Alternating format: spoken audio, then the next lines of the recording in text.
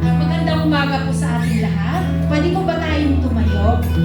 At bago po natin awitan ang ating Panginoon, basahin ko po muna ang salita ng Diyos sa 2 Corinthians 1 verse 20 sa Tagalog po. Sapagkat kay Kristo ang lahat ng pangako ng Diyos ay palaging oo. Dahil sa Kanya, nakakasagot tayo ng Amen para sa ikakaluwalhati ng Diyos. Hallelujah! Ama, maraming salamat sa iyong mga salita, sa iyong mga pangako sa amin. Hallelujah!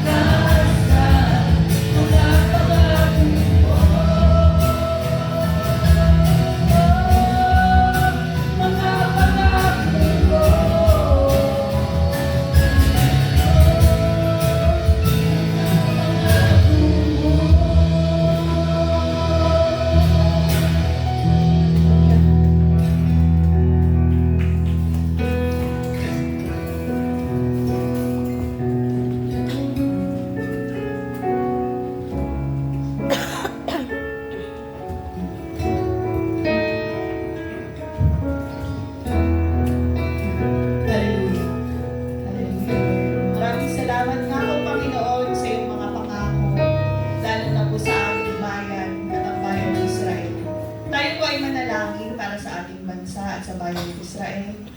Basahin ko po muna ang salita at ang pangako ng Diyos sa Psalm 32 verse 12.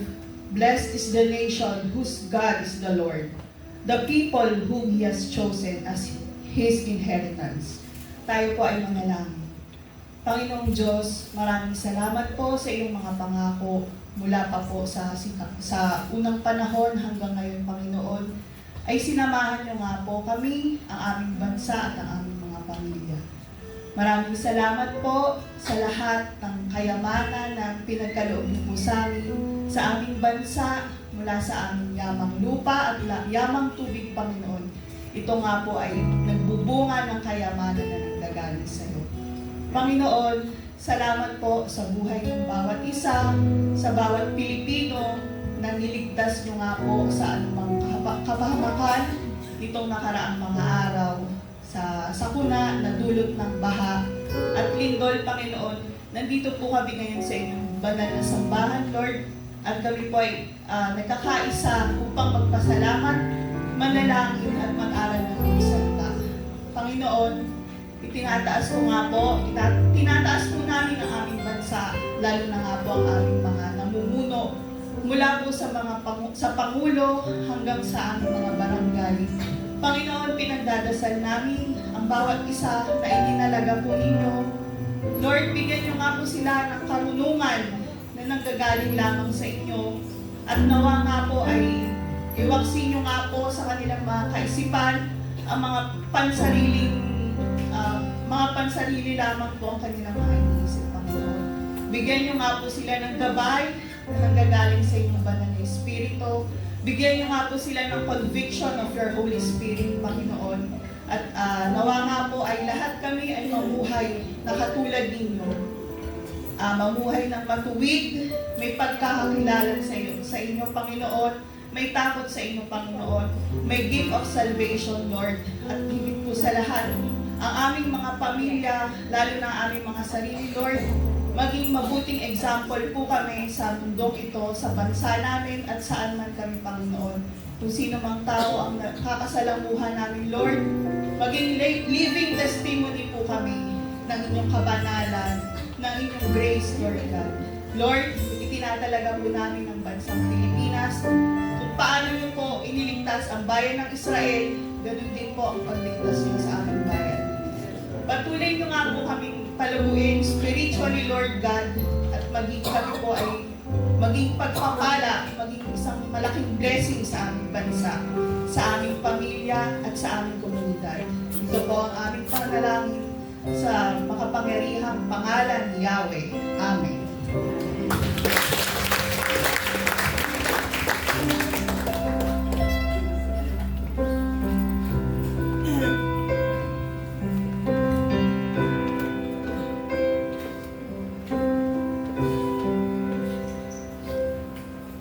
Kay puti-puti mo, Panginoon,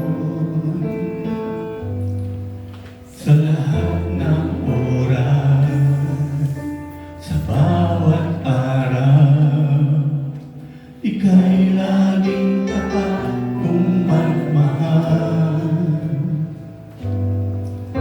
Ang iyong kawan ay magpawalang hanggan. Ulitin natin. Kay puti-puti mo, Panginoon,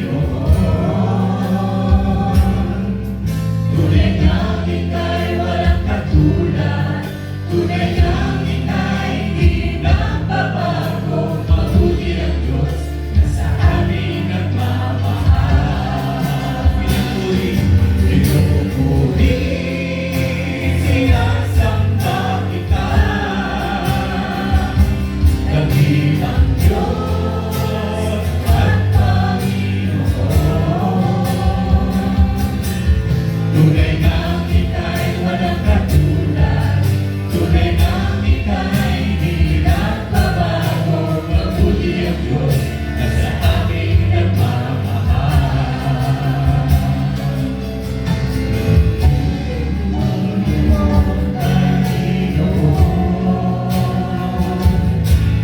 Sa lahat ng oras, sa bawat araw, ika'y laging tapat kong nagmahal. Ang iyong kaawaan ay magpawala hanggang iyong muli sinasamba kita. Dakilang Diyos at Panginoon, tunay ngang ika'y walang katulad, tunay ngang ika'y di nagbabago, mabuti ang Diyos na sa amin nagmamahal. Pinupuri, sinasamba kita. Dakilang Diyos at Panginoon, tunay ngang ika'y walang katulad, tunay ngang ika'y di nagbabago, mabuti ang Diyos na sa amin nagmamahal. Tunay ngang ika'y walang katulad, tunay ngang ika'y di nagbabago, mabuti ang Diyos na sa amin nagmamahal. Mabuti ang Diyos na sa amin nagmamahal. Mabuti ang Diyos na sa amin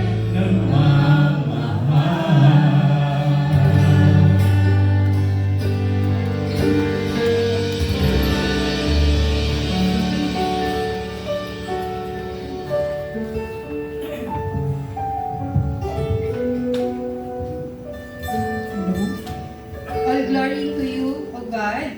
Let us pray for our church and leaders. Tayo po ay manalangin. Ama naming Diyos na makapangyarihan sa lahat, lumalapit kami sa iyong banal na presensya na may pagpapakumbaba, pananampalataya at buong pagtitiwala. Ikaw ang aming Diyos, aming kanlungan, aming tagapagtanggol, at pinagmumulan ng lahat ng biyaya. At si Kristo Jesus ang aming Panginoon at tagapagligtas. Itinataas namin sa iyo ang Church of God Bacoor, ang aming mga kapatid sa pananampalataya, mga pamilya, mga manggagawa, mga ministeryo at buong kongregasyon. Patatagin mo ang aming pananampalataya at pagkakaisa. Turuan mo kaming mamuhay ayon sa iyong salita, maglingkod ng may kababaan ng loob, at maging liwanag at patotoo sa aming komunidad. Tulungan mo kaming manatiling matatag sa katotohanan, tapat sa aming pagtatawag at masigasig sa pagpapalaganap ng mabuting balita. Ipinagkakatiwala rin namin sa iyo ang lahat ng ibang kongregasyon, hindi lamang dito sa Bacoor, kundi sa buong Pilipinas at sa ibang-ibang mundo.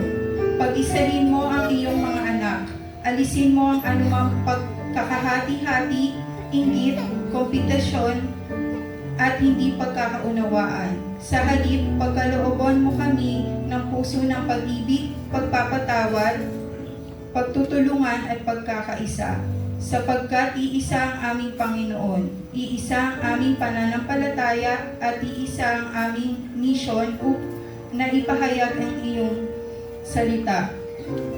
Ipinagpapala po namin ang aming pinapalangin po namin ang aming mabuting Pastor Dante, Pastor Ed, ministers, elders, deacons, church leaders, missionaries, at lahat ng lingkod mo. Bigyan mo sila ng karunungan, katatagan sa panahon ng pagsubok, tapang sa pangangaral ng katotohanan at pusong tulad ni Kristo. Bantayan mo sa kanilang mga pagod, panghihina, tukso, discouragement at anumang bagay ng maaring makasira ng kanilang pagtuturo. Ingatan mo ang kanilang pamilya, bigyan mo sila ng sapat na pahinga, kalakasan, kagalakan, at panibagong pagpapaligid sa iyong banal na espiritu.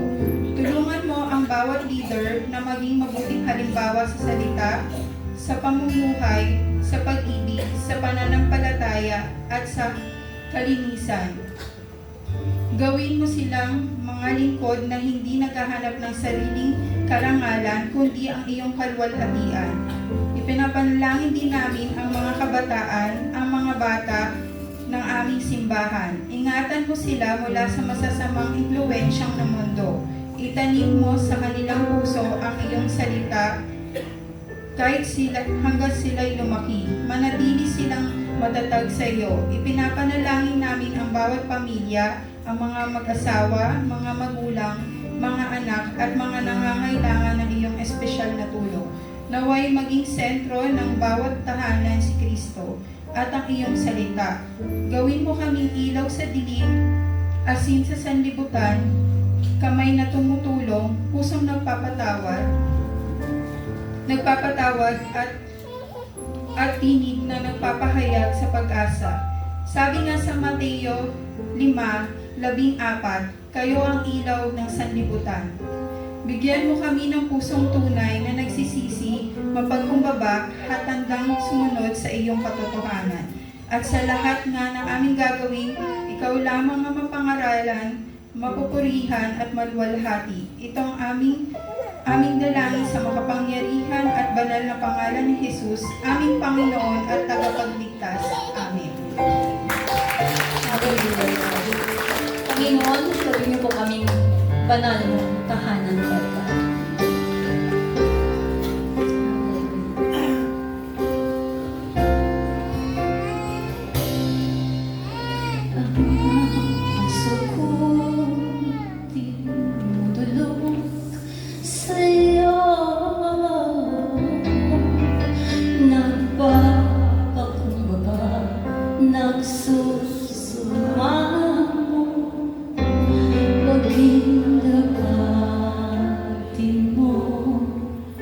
Kami nagmamasdan, makaika, sa'yo ay pumisan.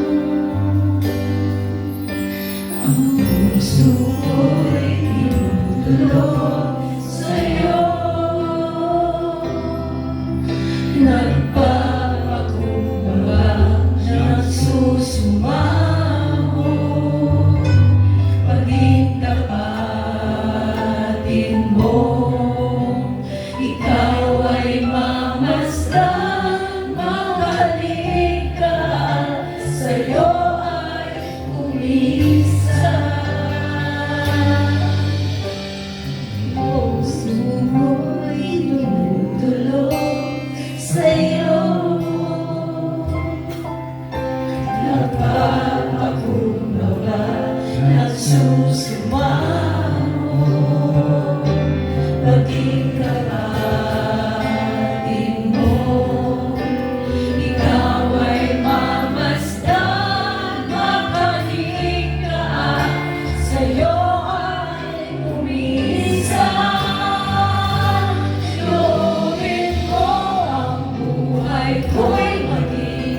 Banal mong tahanan, luklukan ng iyong wagas na pagsinta. Laluyan ng walang hanggang mga papurit at samba,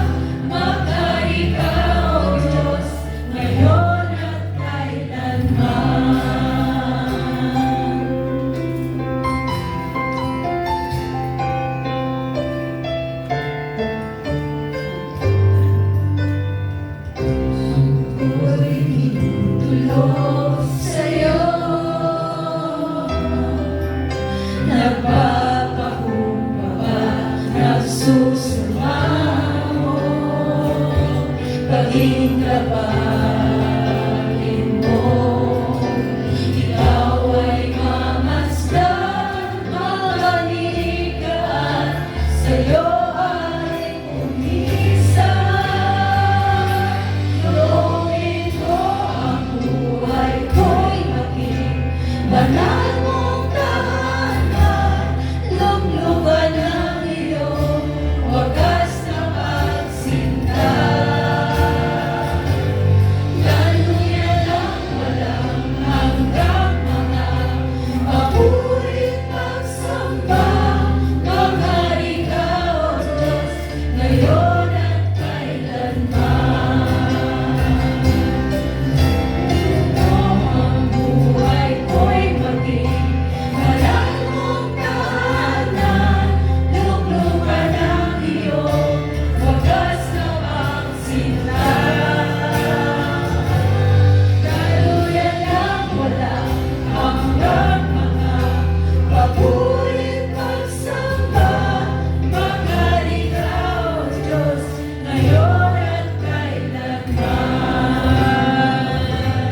Maghari ka, O Diyos, ngayon at kailanman. Maghari ka, O Diyos, ngayon at kailanman.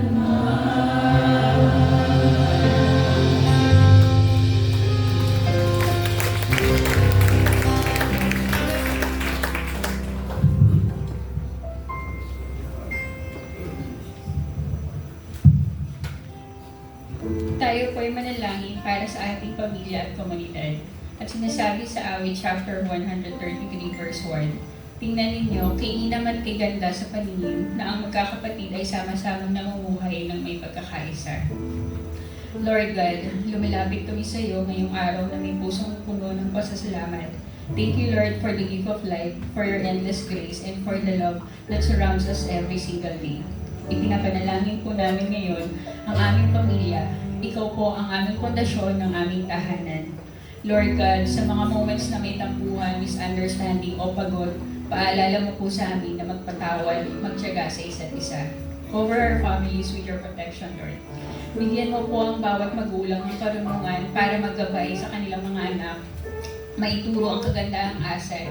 Lagi ipaalala ang pagiging isang mabuting tao, magmahal sa mga anak ng pantay-pantay na walang anumang kapalit. At panalangin namin para sa mga anak naman ay ang pusong marunong makinig at gumalang. Maging masunurin at marespeto sa kapwa-tao regardless ng edad nito o estado man sa buhay. At panalangin namin lumaking may takot sa Diyos. Patnubayan niyo din po ang mga batang nalilihis ng landas, lalo na sa dumaraming insidente ng mga estudyante na mga natututong humawak ng baril na nagre-resulta sa pagkamatay ng kapwa nila estudyante at guro. Bless our home with your peace, yung kapayapaan na lagpas sa aming maintindihan.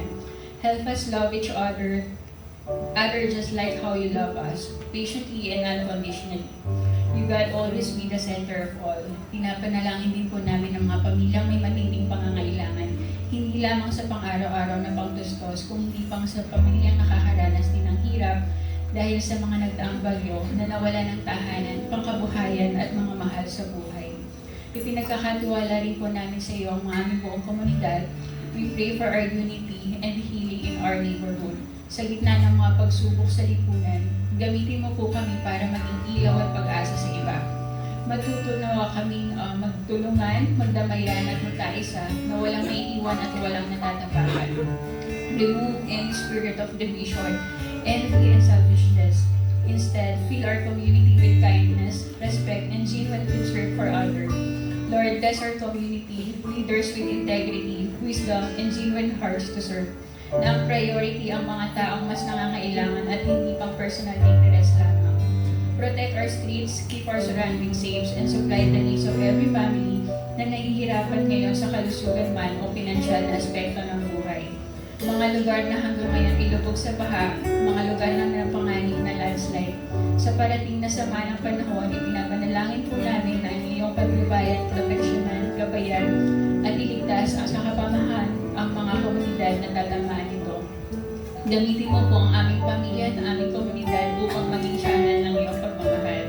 May our lives bring glory to your name so that people will see your love reflected in how we care for each other. Lahat ng ito ay aming itinataas at ipinagkakatiwala sa iyo sa matamis at makapangyarihang pangalan ni Jesus. Amen.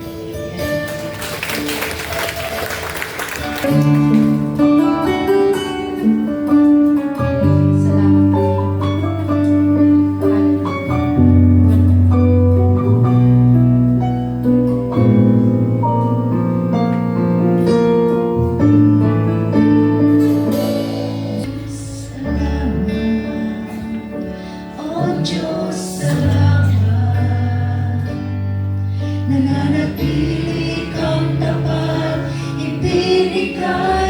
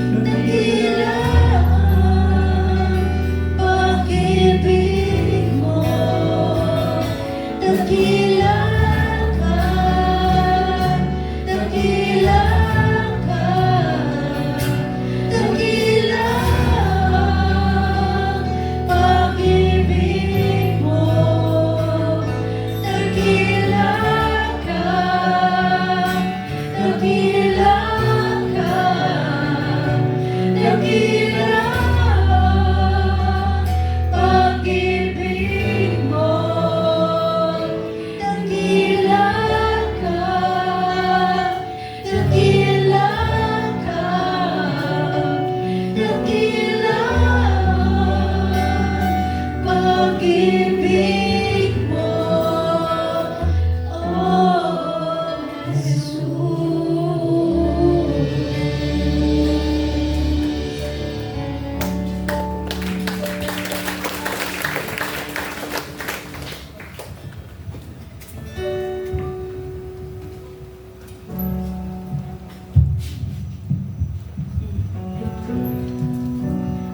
Basahin po natin ang Kawikaan 3, 9 to 10. Parangalan mo si Yahweh sa pamamagitan ng iyong mga kayamanan at mula sa iyong mga pinakamainam na anis, siya rin ay iyong handugan.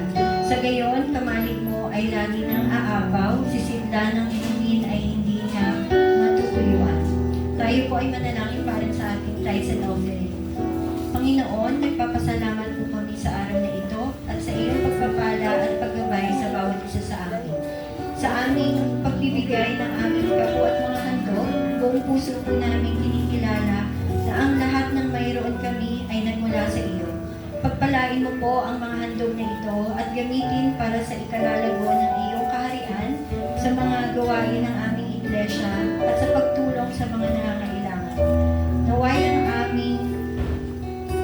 Naway ang aming pagbibigay ay maging pagpapahayag ng aming pagmamahal, pananampalataya, pagpapasalamat at pagsunod sa iyo.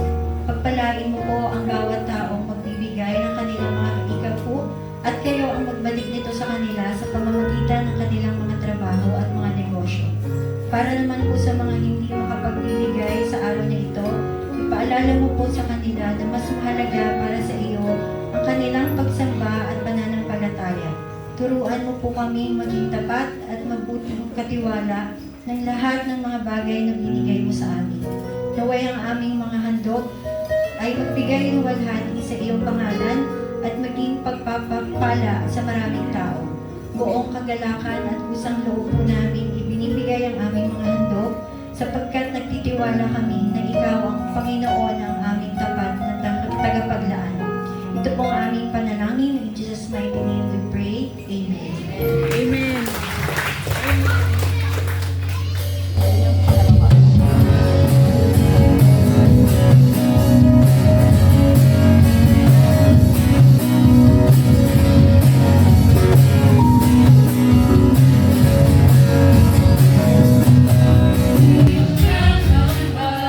Sa kawalan ng akala mo'y lagi na ang di matatakoy.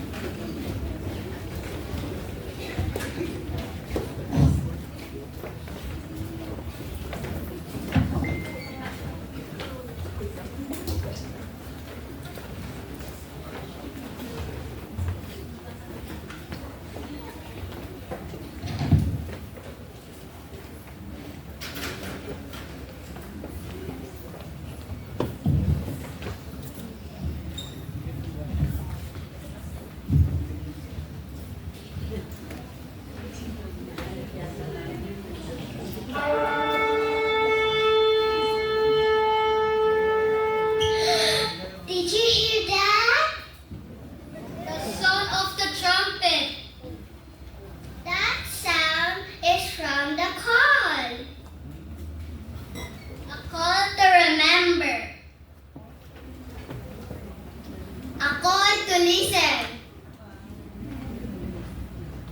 A call to respond. A call to celebrate. This coming September 12, we will celebrate the Feast of Trumpets or Yom Teruah.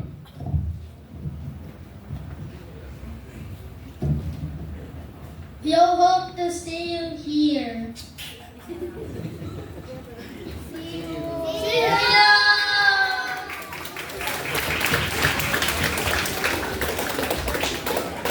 Sige po, wait lang po. Hope to see you. So ito po yung mga classmates ko. Nagdala po ako ng classmates ko. Ayun nga po, iimbitahan po namin kayo.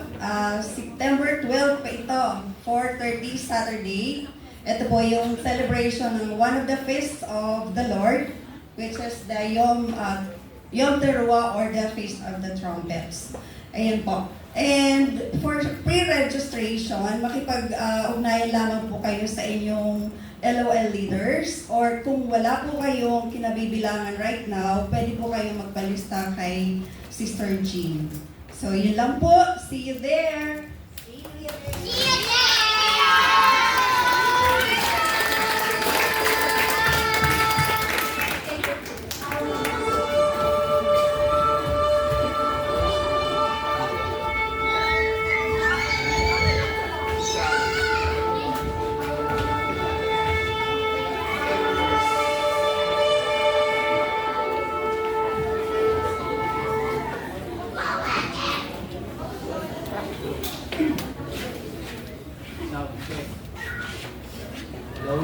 So, ayan.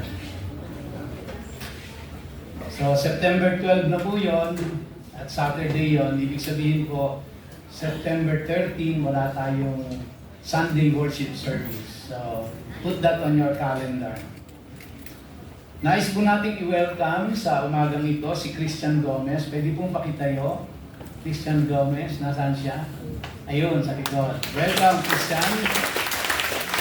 Ganun din po si Jocelyn Castro. Where is Jocelyn? Nasaan po? Ayan. Ito po. Let us welcome Sedekiah King Castro. Sedekiah, ayan. Thank you.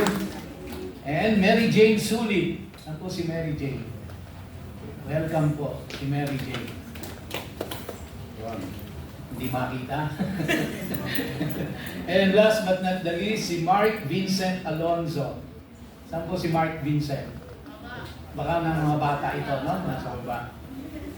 Okay, so, good morning po again sa inyong lahat. Good to see you all.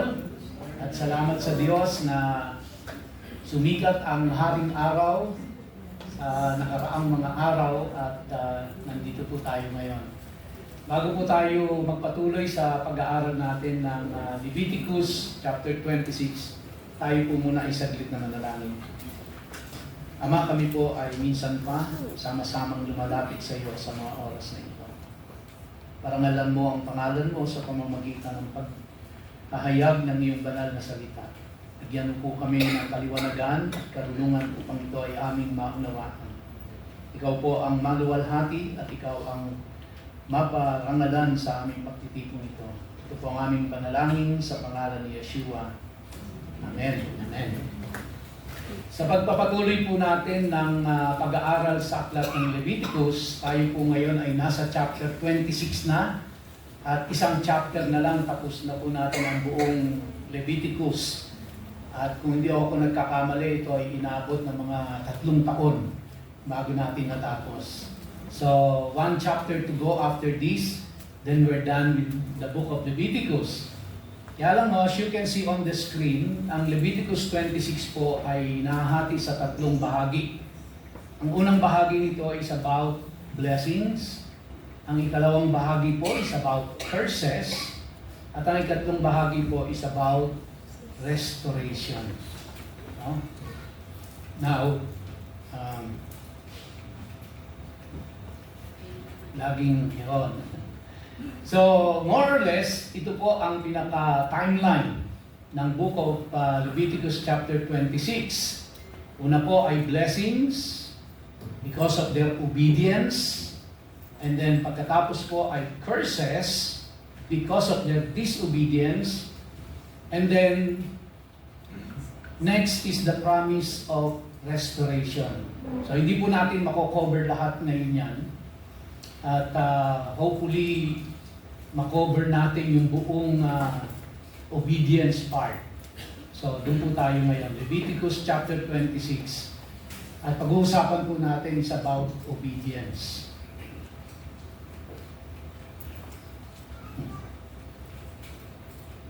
Yan. Ang Leviticus chapter 26 po ay sinimulan ito sa verses 1 and 2 na tatawagin nating preamble. At ito po ang introductory part ng buong chapter ng Leviticus 26. At ito po ay kaduktong ng chapter 25 na tinalakay natin nung nakaraang linggo. Ang sabi po rito, "You shall not make idols for yourselves." Kausap po dito ng Panginoon, of course, the nation of Israel.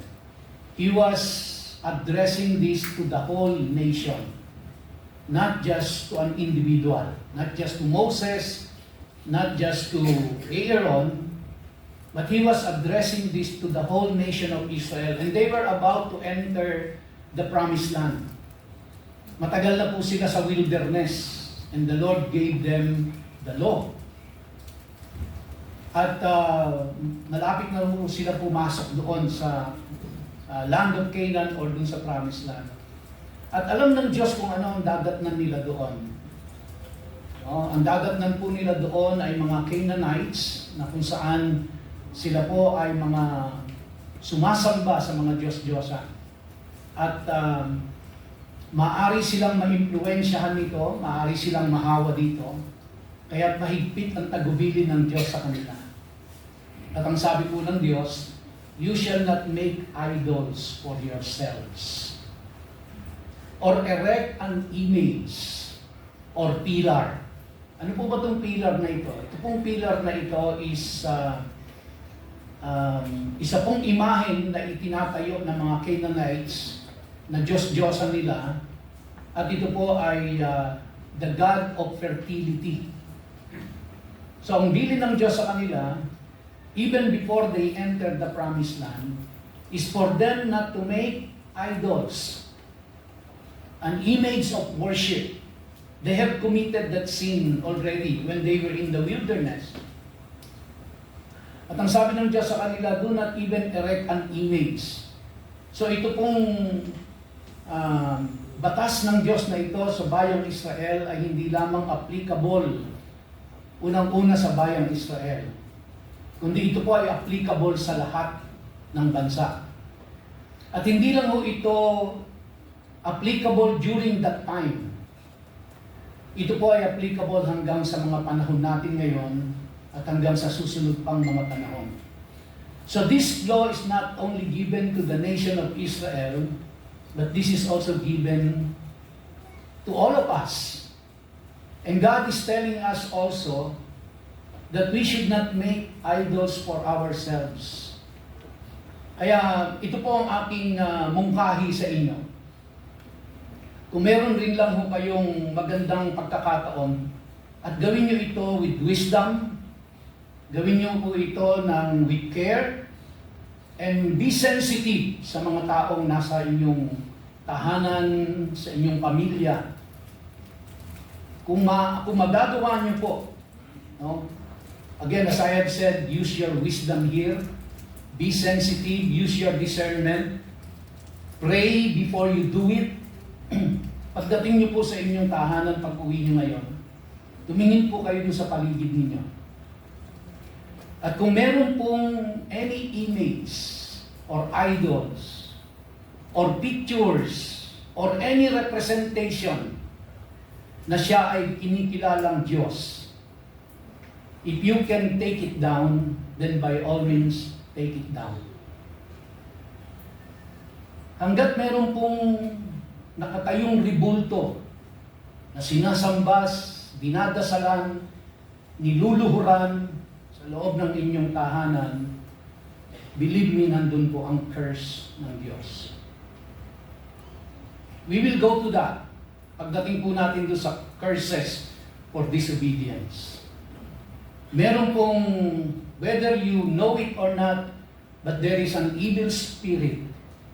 There is a battle, there is a struggle inside your house. Kaya po, hindi ko sinasabing pag-uwi nyo ngayon, lahat ng ribulto doon, basagin nyo na kagad. Kaya sabi ko po, use your wisdom, you pray about it, be sensitive to the people around you, and do it with wisdom. But, kung kaya nyo pong gawin at hindi magkokos ito ng anumang problema sa pamilya nyo, then gawin nyo na po. Pero kung sa tingin nyo ito ay magkokos ng problema sa pamilya, then you have to wait and pray about it.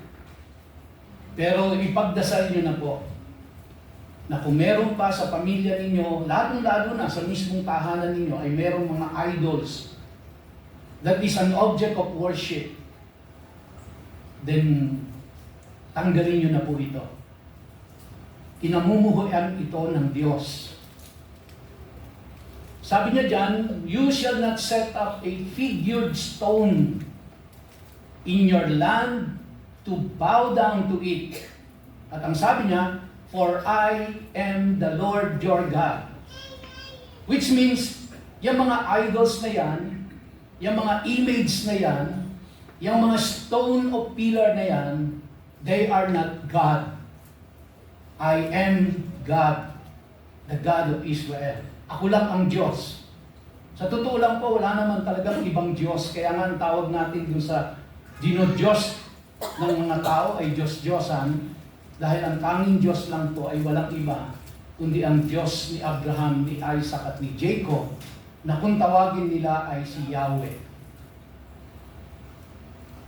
And then in verse 2 it says, you shall keep my Sabbath and reverence my sanctuary. Again, he said, I am the Lord. Now, ito po ay madalas ipinagwawalang bahala natin ito dahil ang isip natin, it's not for us anymore. Sabbath is not for us. It's only for the Jews. But please remember, when this law was given, it was given even before the nation of Israel was established by God. Where it was given? It was given during creation. In what way? Na ibinigay ng Diyos itong law ng Sabat na ito. Yung araw at oras ng pamamahinga. Dahil siya mismo, after 6 days of creation, when everything is complete, ang Diyos nagpahinga. Hindi dahil napagod, kundi ang Diyos ay tapos na ang kanyang creation sa lahat ng kanyang lilikhain. Sa mismong ang Diyos, inonor niya po yung araw ng kapahingahan. Now, I fully understand, mga kapatid, we cannot 100% do it to the letter. Kasi pag sinabi nating Sabat, this is Saturday. Kung susundan natin ang Hebrew calendar or the biblical calendar, mag-i-start po ito ng paglubog ng araw sa araw ng Biyernes. Doon magsisimula ang Sabat. At magtatapos ito pagdating po ng Sabado ng alas 6 ng gabi o ng hapon. Yung po yung buong Sabat period. At nire-require ito ng Diyos sa lahat ng kanyang mga nilalang, not only to the Israelites, to give time to rest and to reflect on the goodness of God. Now, hindi po i-advise ng Diyos yan kung yan ay makakasama sa tao. Alam ng Diyos yan ang makabubuti sa tao. Again, as I have said, naiintindihan ko po, it is not as easy as we want it to be, na ito ay magawa natin. Dahil maraming mga sirkumstansyang nakapaligid at pangyayari na hindi natin agad ito maisagawa. But hear me loud and clear. mga kapatid. You have 7 days. You have 6 days to work. Put time, 1 day to rest. Whether it's a Friday, or Monday, or a Sunday. Pangkaraniwan po, Sunday, because that's our day off. Mula sa ating mga trabaho, mula sa ating mga business. But this is the point. Kung hindi natin kayang i-practice po at this time, yung observance of the Sabbath, ng Friday at 6 o'clock hanggang Saturday ng 6 o'clock evening, then at least, sa buong 7 araw na yun, pumili ka ng isang araw na ipagpapahinga mo at magre-reflect ka sa kabutihan ng Diyos. Kaya kapag ka po ang possible na pwede mong gawin ay Sunday, then huwag nyo na pong ipagpapalit yan sa kahit anong pang activity. Kung Sunday ka lang pwede talaga na magpahinga, magsimba, magdasal, mag-reflect on the goodness of the Lord, then do it every Sunday. Don't compromise it. Napakahigpit ng bilin ng Diyos diyan sa kanila. Tinalakay din ho natin yan last Sundays dun sa chapter 25. Now, para ipakita ko po sa inyo kung gaano kaseryoso ang Diyos diyan sa Sabat na yan, kung natatandaan nyo last Sunday, ang bilin ng Diyos sa kanila, ipapagpahinga nila ang lupain. Remember? Na ang sabi ng Diyos sa kanila, magtanim kayo sa loob ng 6 na taon. Pagdating ng 7 taon, huwag kayong magtatanim at huwag kayong aani, ipapahinga nyo ang lupa. Ngayon, siyempre nag-aalala yung mga Israelita. Naiisipin nila, paano yung kung di ako magtatanim, anong kakainin namin sa 8 taon? Ano yung kakainin namin sa 9 na taon? Ang sabi ng Diyos, kung susundin nila yon, na ipagpapahinga nila yung 7 taon, ang gagawin ng Diyos ay paaanihin sila doon sa 6 na taon na sasapat ito hanggang sa 9 na taon. Imumultiply niya lahat yon. So para wag na sila mag-alala kahit hindi sila magtanim ng 7 taon. Pero ano po ang ginawa ng Israel? Nilabag nila ito. Ito ay bago pa sila pumasok sa land of Canaan, sa promised land. Now, ang Israel po ay isang agricultural land. No? Kaya talagang magtatanim sila. Pag hindi sila nagtanim, wala silang kakainin. Pero ang bilin ng Diyos, huwag kayong magtatanim o aaniman lang sa 7 taon. Magpapahinga ang lupa. Alam niyo, hindi po nila ginawa yon. Sinuway nila yon. Alam niyo kung gaano kaseryoso ang Diyos doon sa kanyang utos na yon? At alam niyo rin po ba kung gaano katagal nila sinuway yon? 490 years. Sa loob ng 490 490 years, they did not keep the Sabbath for the land. Ano ang nangyari? Dahil sinuway nila yung utos ng Diyos na pagpahingayin ng lupain na hindi nila ginawa. Sila po ay sinakop ng Babylon. And alam niyo po kung ilang taon silang sinakop ng Babylon? Nung sila ay kinugkob ng Babylon, dinala sila, ginawang bihag, dinala sila doon sa Babylon, which is now the modern Iraq. Dinala ho sila doon. May mga naiwang ibang remnants doon sa Israel, pero yung mga captives po, dinala doon at ginawang alipin. Alam niyo po kung ilang taon sila naging alipin doon? 70 years. Now, kwentahin niyo po. Bakit 70 years? Because 490 years nilang hindi pinagpahinga ang lupa. Binawi ng Diyos yung bawat taon na nawala sa pagpapahinga ng lupa. And it is 70 years of captivity. And they suffered a lot. They suffered a lot because of their disobedience. Pupunta tayo dyan pag nandun na tayo sa disobedience. So this is the introduction of what is coming in the next verses. Ito ang introduction sa kanila ng Diyos. You shall not make idols for yourselves, which they violated. You shall not erect an image, which they violated. You shall not erect a pillar, which they violated also. And you shall not set up a figured stone. And they violated. So, let's proceed doon po sa disobedience, sa obedience. Ayaw pong lumipat. Now, ito po yung uunahin natin, the promise of blessings. Now, ganito po. Put yourself in the shoes of the Israelites. Huwag niyo pong isipin na ito ay pang kanila lang. Hindi ito pang atin.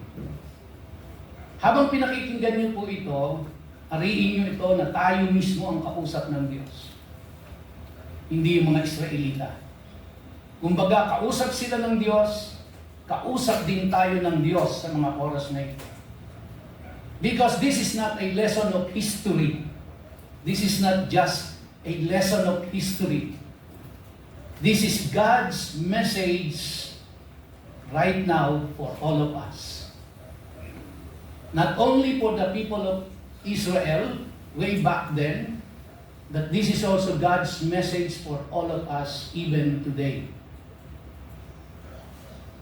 Personalize niyo po ito. I-personalize natin yung message na ito. Sabi sa verse 3, after the introduction, if you walk in my statutes and observe my commandments and do them. So, ito pong mga promise of blessings na ito ng Diyos ay conditional. At ito po ay nakakondisyon sa kung sila ay susunod sa utos ng Diyos. Ito po ay isang kasunduan. Kasunduan between God and His people. Nung panahon po nila, ang tawag dito ay suzerainty treaty. At very familiar sila doon sa suzerainty treaty na ito. Ang ibig sabihin po ng suzerainty treaty ay isang kasunduan na kung saan ang isang malakas ay pangangalagaan niya ang isang mahina kung yung mahina na yon ay magpapasakop sa kanya. Para bang ang isang bansa na malakas, makapangyarihan, at kanyang sinakop ang isang mahinang bansa. At yung mahinang bansa ay magpapasakop dun sa malakas na bansa. Ang tawag po doon ay suzerainty treaty.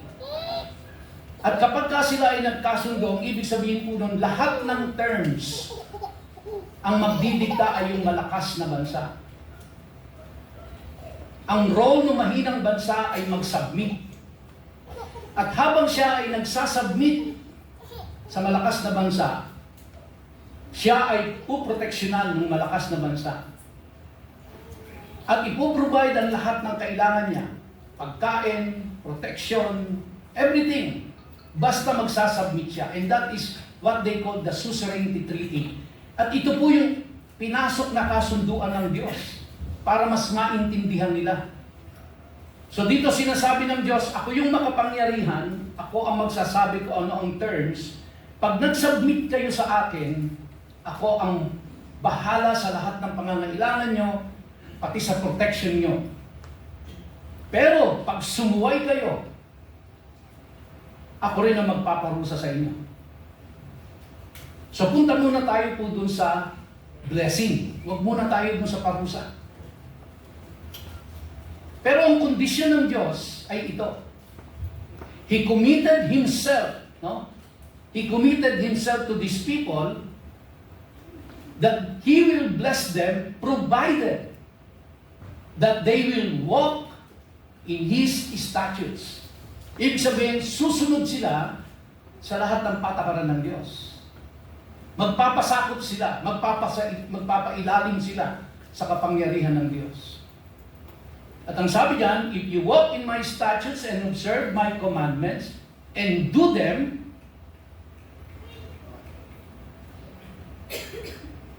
then, andali lang po, may nalampasan eh.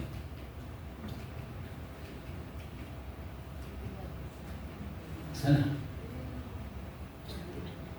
Sa verse 4, tingnan natin. Yan.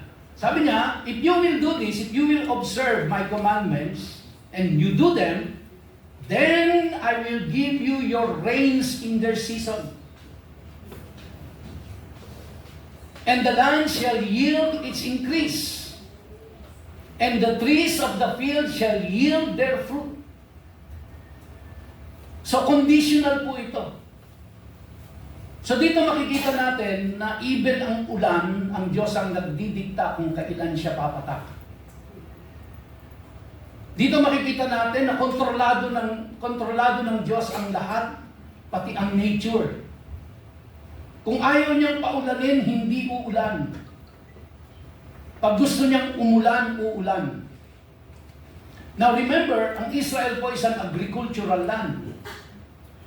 Wala mo silang irrigation system. At ang dalawang malalaking ilog na nakapagitan sa kanila ay ang Nile River, which is the river po ito, fresh water ito ng Egypt, which is very far away from them. Now another river is the Jordan River. Pero ito po ay nasa boundary ng kanilang mga kalabang bansa. And it's not easy to access. Plus the fact na mountainous ang Israel. On the western side of Israel is the Mediterranean Sea. Na yun na lang ho nila na-invento yung kung paano gagawing potable water, yung sea water, yung salt water. Pero nung araw, wala ho yan. Now, in the middle of Israel, ay nandoon po ang Sea of Galilee, on the northern part.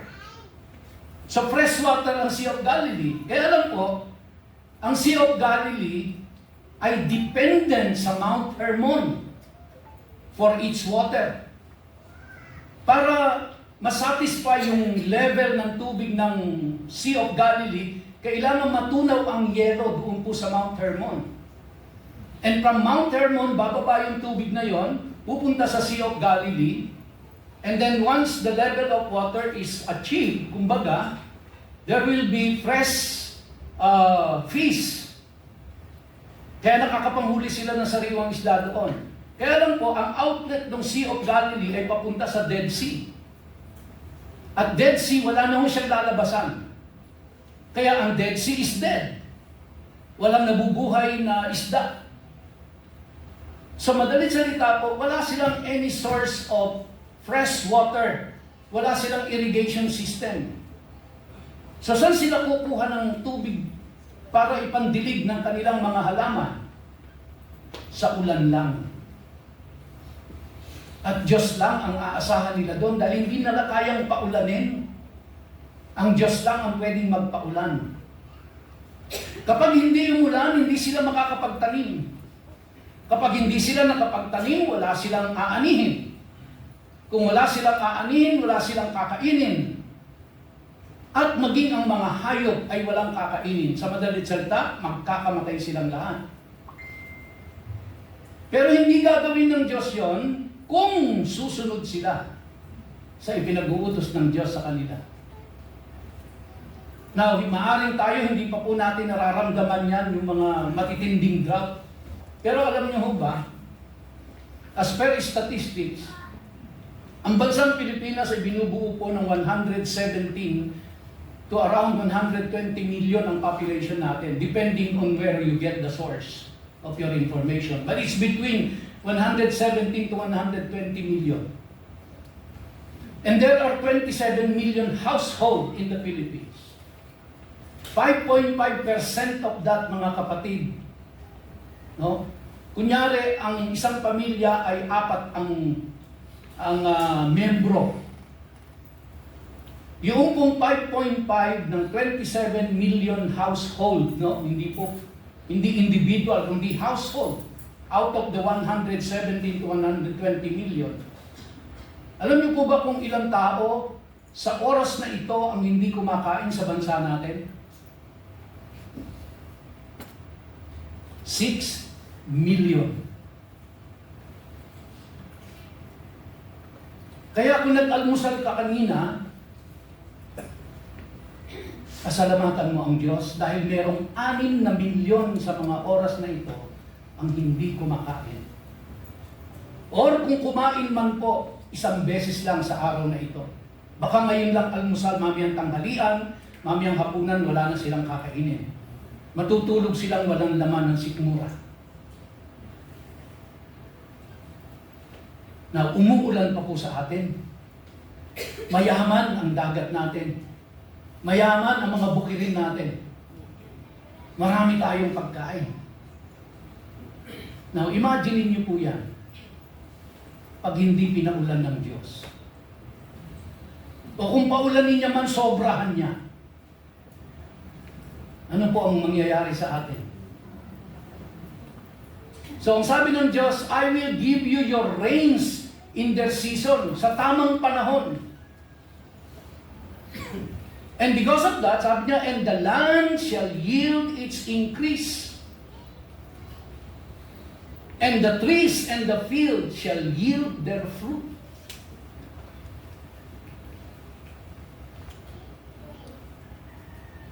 Na pagmasdan niyo po ito.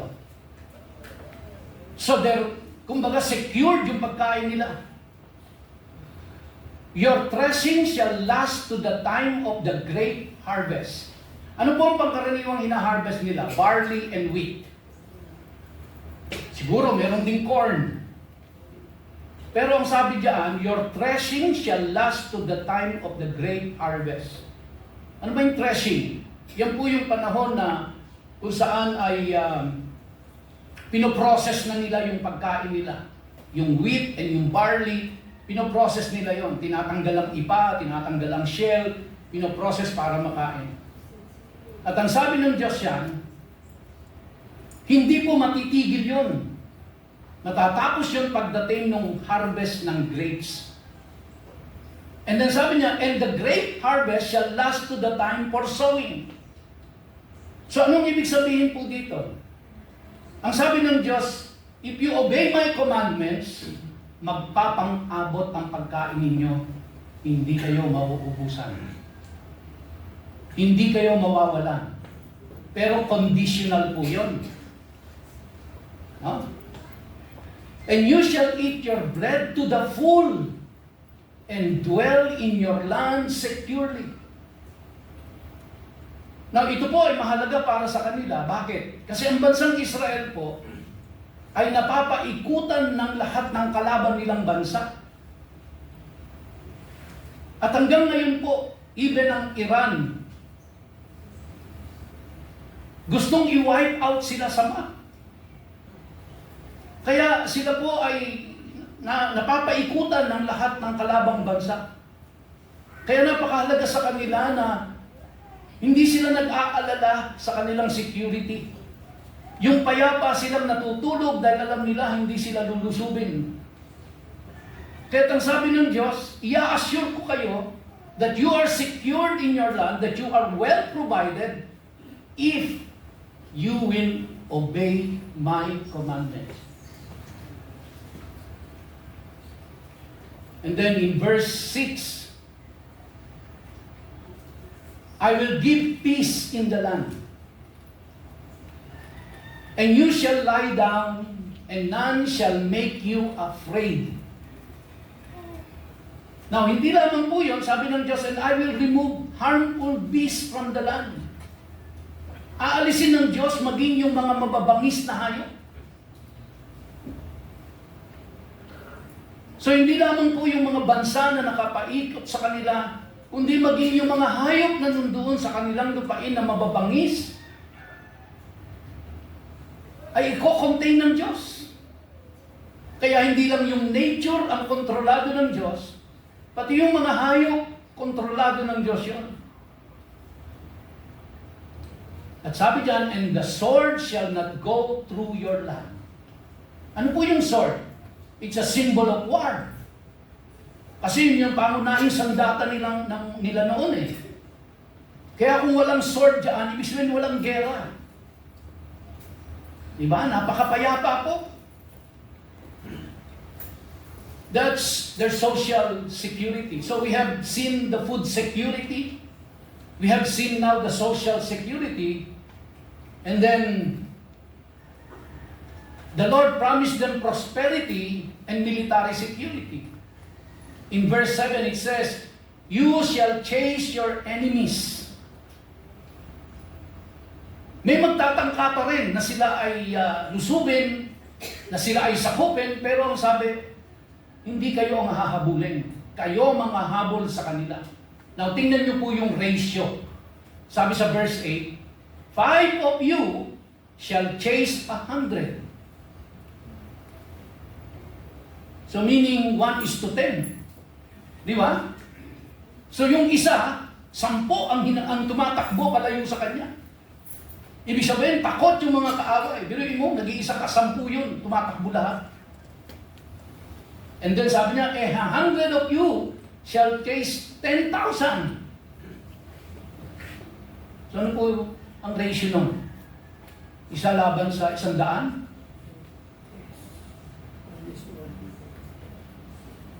Pero mananakbo sila. Lalayo sila sa iyo. And your enemies shall fall before you by the sword. So God promised them prosperity. God promised them military victory. Put yourself in the shoes of the Israelites. And this is what God is telling you. Now, hindi po dahil sa talino at lakas nila, kundi ang sabi ng Diyos, I will do it. Your role is to obey. Mine is to bless you, to protect you, to provide for your needs. So, we are under covenant, we are under treaty, at ito ang kasunduan natin. Sumunod ka sa akin, then ang commitment ko sa iyo, ipoprovide ko pagkain mo, ipoprovide ko ang protection mo, ipoprovide ko ang security mo. Ako bahala sa lahat ng yan. Pero susunod ka sa akin.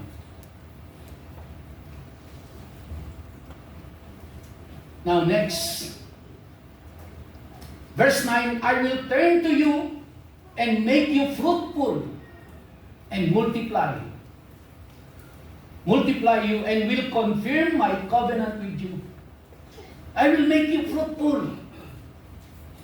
Magiging masagana ka, magiging mabunga ka, magiging matagumpay ka. Sabi niya doon sa buong bayan ng Israel. Tingnan niyo po ang verse 10. You shall eat old store long kept, and you shall clear out the old to make way for the new. So, ibig sabihin, ang pagpapala ng Diyos ay magpapang-abot. Hindi ka naghahabol. Hindi ka nag-aalala. Hindi ka nag-worry because everything is provided by the Lord. But it is in the premise of, if you obey my commandments. This is the promise of blessing, mga kapatid. Na mapapansin niyo po dyan,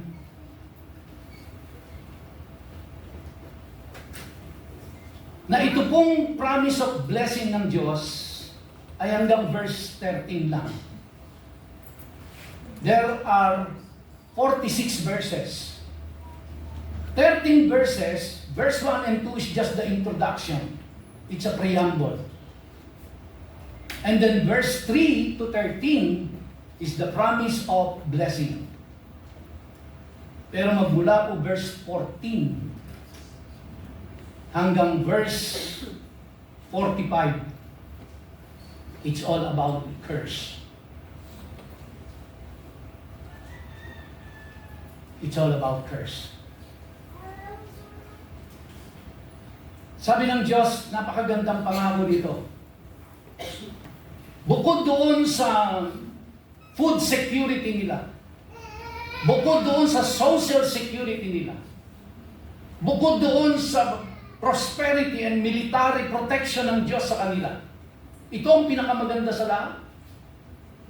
Dahil sa verses 11 and 12, it talks about the spiritual security. Sabi ng Diyos, I will make my dwelling among you,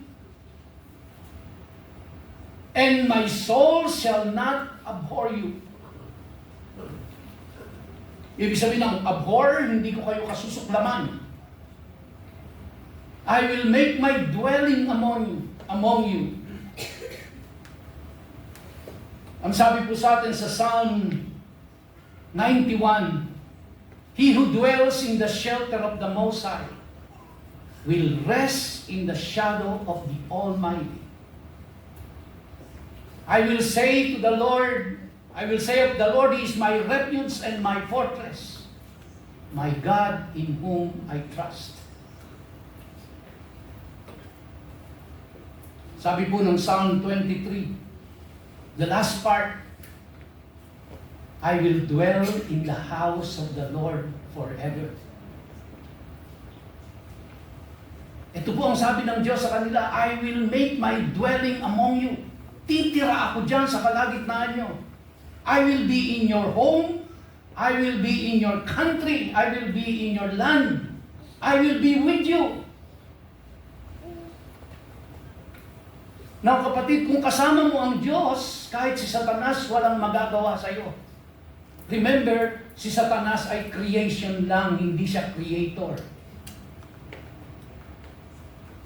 Remember, even nature is in God's control. Even the animals, ibig sabihin lahat to kontrolado ng Diyos. I will make my dwelling among you, and my soul shall not abhor you. Verse 12, and I will walk among you, and will be your God, and you shall be my people. Napakagandang pangako ng Diyos. Pero, meron kang role. Meron kang dapat gampanan. Meron kang part para mapunta sa iyong blessing na yan.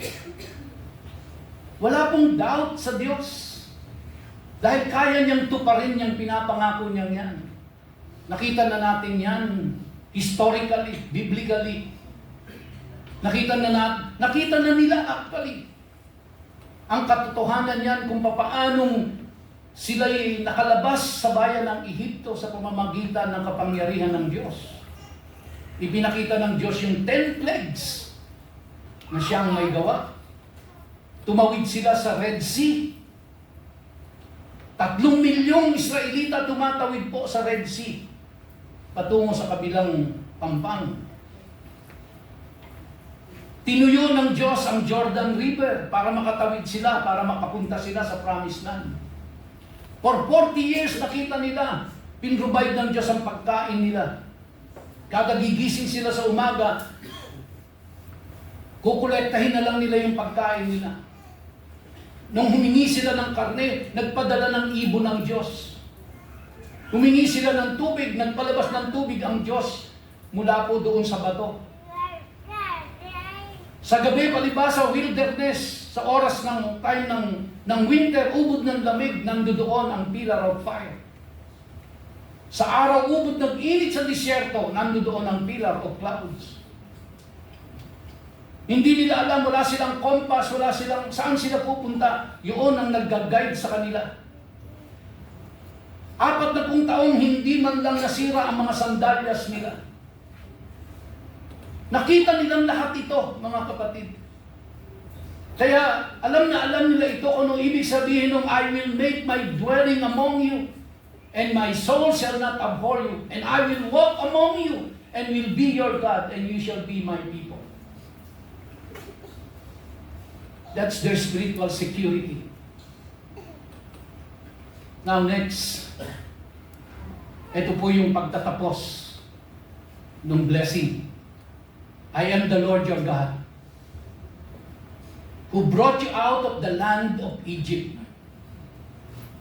Ipinaalala ng Diyos sa kanila kung saan sila nagmula at kung papaano sila inilabas ng Diyos doon.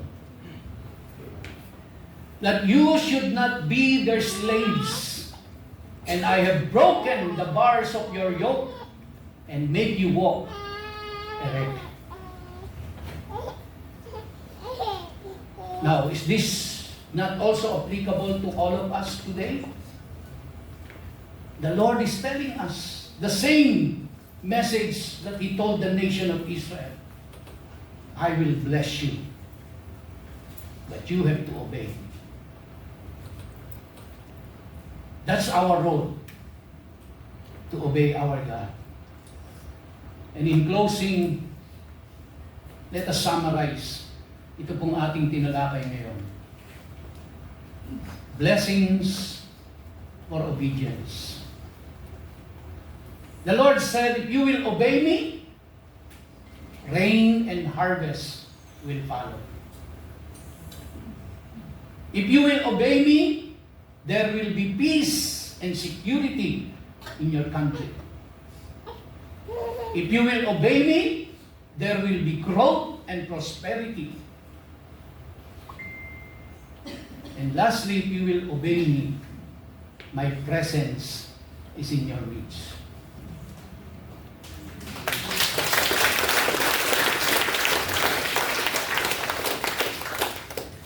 So mga kapatid, I am convinced and I believe that God is telling us the same message today.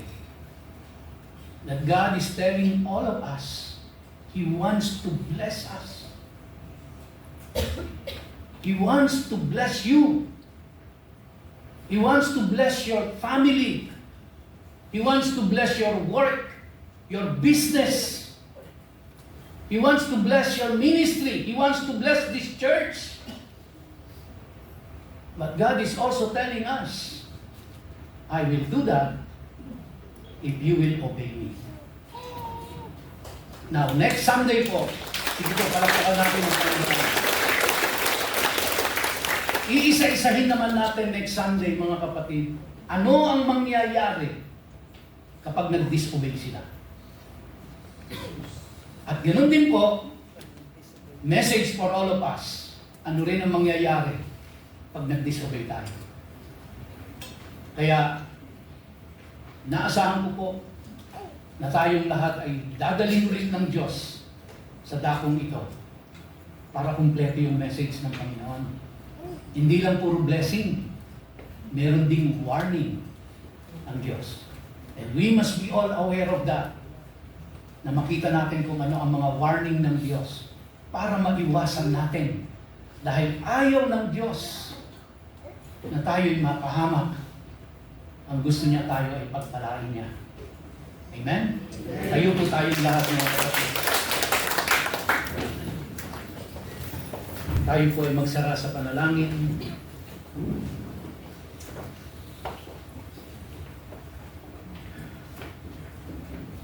Aming Ama at aming Diyos, maraming salamat. Mahal mo ang bawat isa sa amin. Salamat po, gusto mo kaming pagpalain. Salamat, Panginoon, nais mong proteksyonan ang bawat pamilya, ang bawat individual. Nais mong bumuhos ang pagpapala sa amin. Maraming salamat. Napakaganda ng intention mo, O Diyos. Napakaganda ng plano mo sa amin. But Lord, alam po namin, ito po ay nakakondisyon kung kami ay susunod sa iyo. At ang aming pong dalangin lahat, bigyan mo kami ng karunungan at ng kalakasan at determinasyon na kami ay sumunod sa iyo. Na kami ay magpasakop sa iyo. Na kami ay makinig sa iyo. At sundin ang kalooban mo. Dalhin mo ulit kami rito sa susunod na Sunday upang makita namin ang mga warning mo at huwag na namin itong magawa. Pagpalain mo kami, O Diyos, sa aming pag-uwi. Pagpalain mo ang bawat pamilya na nire-represent ng bawat taong naririto ngayong umaga. Katagpuin mo sila sa kanilang mga pangangailangan. Ikaw ang nakakaalam, Lord, kung ano ang mga nangyayari sa loob ng kanilang tahanan, sa loob ng kanilang pamilya. Alam mo ang mga struggles, alam mo ang mga pains, alam mo ang mga difficulties. Alam mo kung nasaan sila sa mga oras na ito. Dalangin ko po sa iyo, O Diyos. Abutin mo sila, Panginoon, at madama nila ang banal mong presensya sa loob ng kanilang mga tahanan. Pagpalain mo ang aming simbahan upang kami ay maging pagpapala rin sa iba. At nawa, O Diyos, ang simbahang ito ay manatiling sumasamba sa iyo lamang. Ito po ang aming nagkakaisang panalangin sa pangalan ni Yeshua. Amen.